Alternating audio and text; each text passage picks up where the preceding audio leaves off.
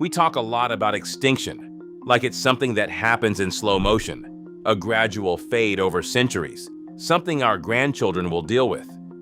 But what if I told you there are animals alive on this planet right now that may not exist by the end of 2027?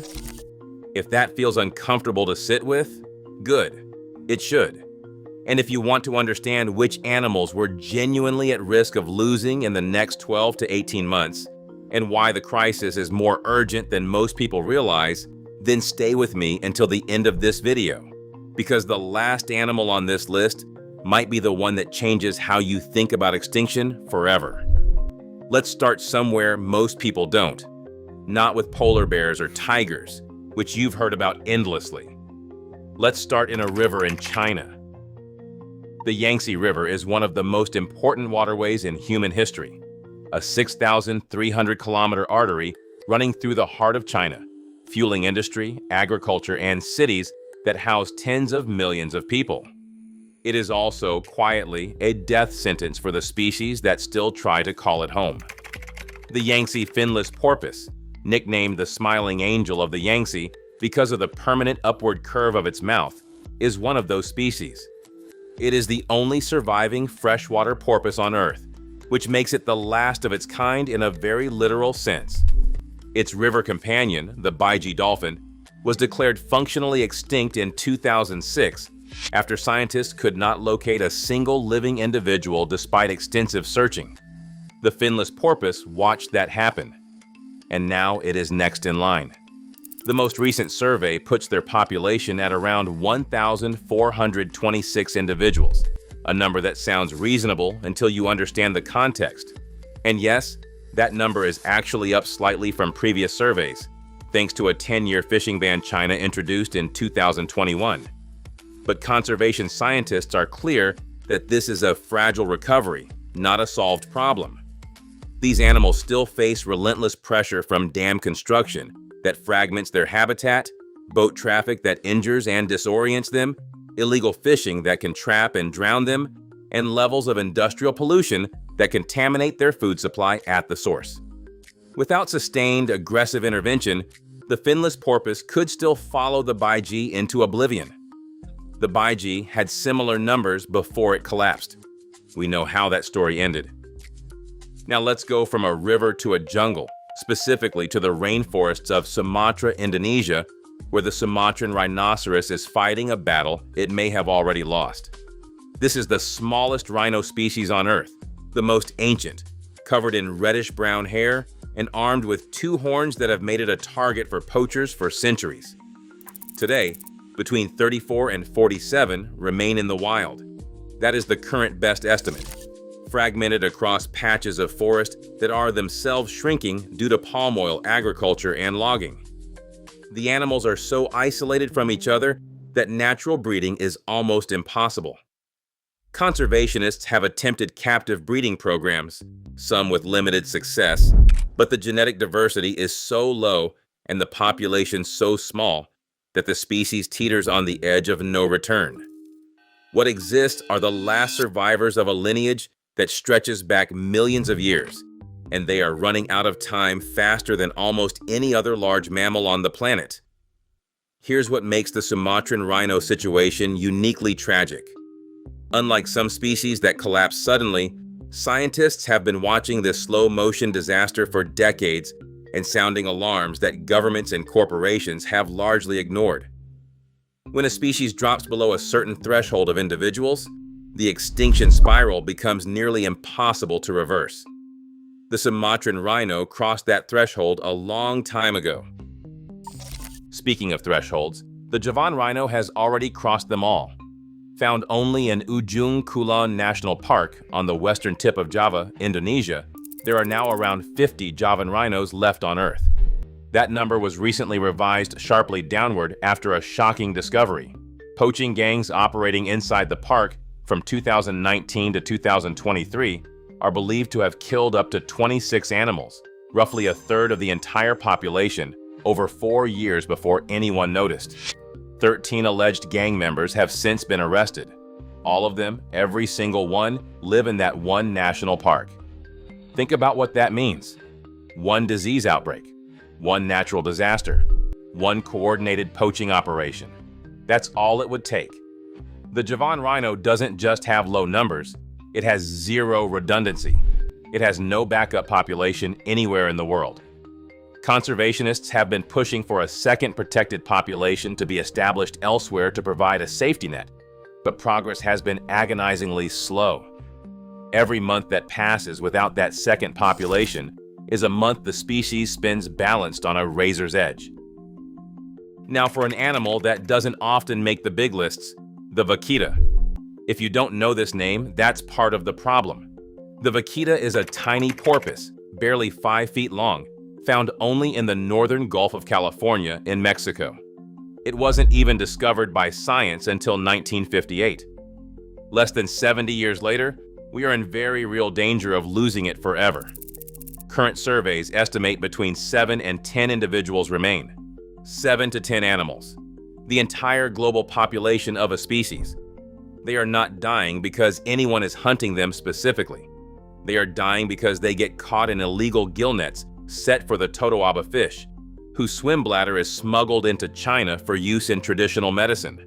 The vaquita is collateral damage in an illegal trade it has nothing to do with. There is a small glimmer here.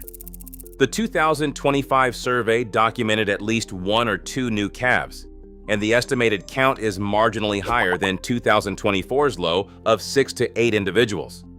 The vaquita, against all odds, appears to still be reproducing. But at fewer than 10 individuals, any setback, could tip the species into the irreversible. What makes the vaquita's situation one of the most urgent in the world is that the solution is technically known. Remove the illegal nets. Enforce the protected zone. Stop the totoaba trade. These are solvable problems, and yet the nets keep appearing.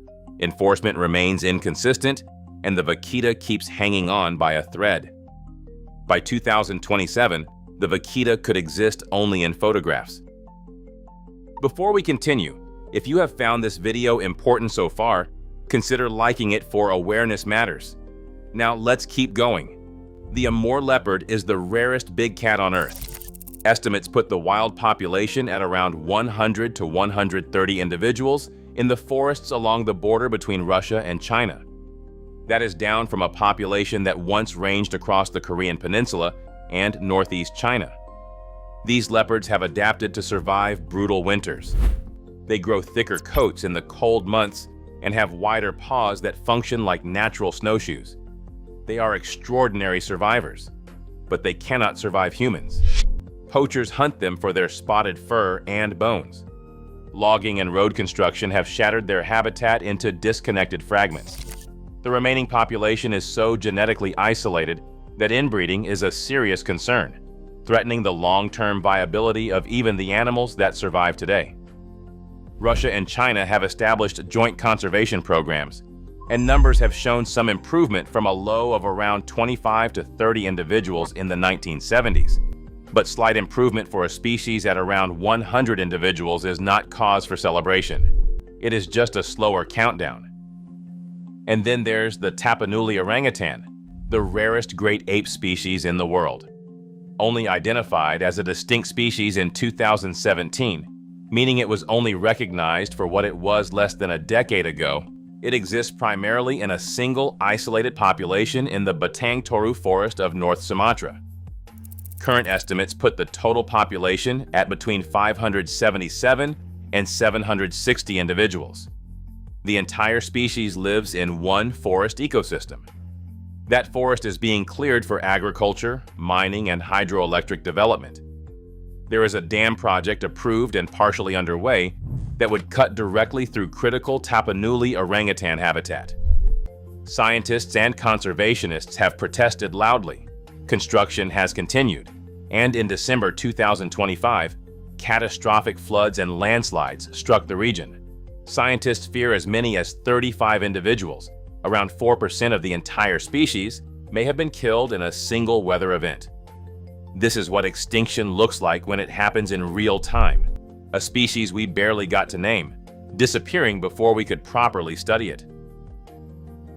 Finally, and I promised this one would stay with you, Consider the northern white rhinoceros. There are two individuals left on Earth. Two. Both are female.